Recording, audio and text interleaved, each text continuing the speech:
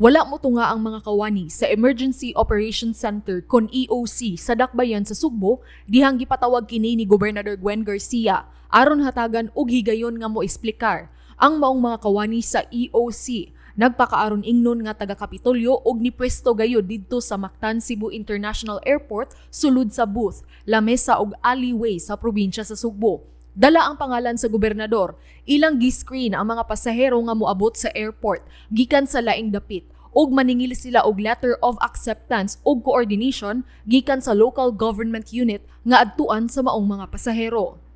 Giapil nila pagpaningil ang mga padung sa probinsya sa Sugbo.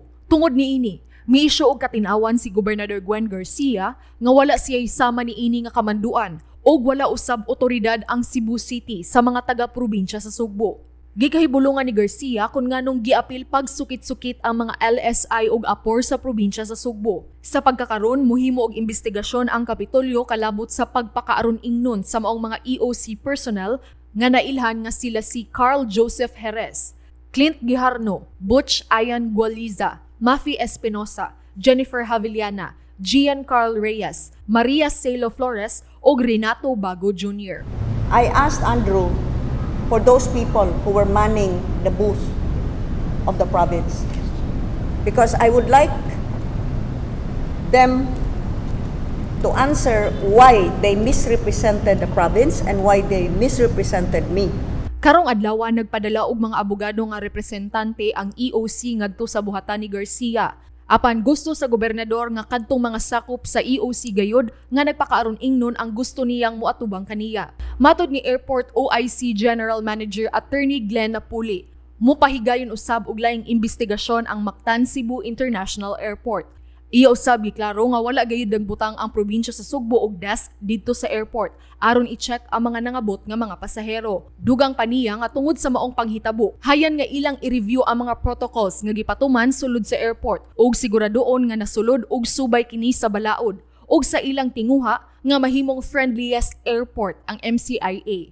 Gikatakda nga muluwat sa ilang formal nga report ang airport police karong Pebrero 4 ug usa-usab kini sa mga tukion sa meeting sa MCIAA board karong umaabot nga Biyernes, Enero 5. Diin mulingkod usab si Gobernador Garcia.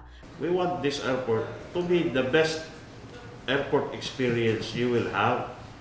So I was also sad nga naitabo na imagine if you are from the province of Cebu, you are not supposed to undergo anak nga linya or even to be asked.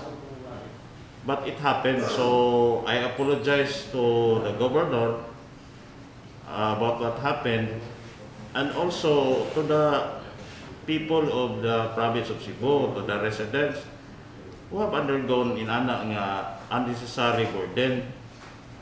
So, as I said to the governor, it's about time that we as an authority, we will really work harder to check all the procedures and protocols in place in the airport. And also, not only that, we will also be reviewing if those protocols nga naa diha in place are within the legal bounds and consistent with our intention to be the friendliest airport. Kasamtangang gitangtang na ang booth o desk sa Cebu Province sa airport. Inigabot sa pasahero, mahimo na siyang mulahos og gawas samtang kadtong ubang mga pasahero nga padung sa Mandaue, Lapu-Lapu ug Cebu City adunay desk nga gimontar diin i-check ang ilang mga papeles. Paula Mendoza, balita sa Sugbo.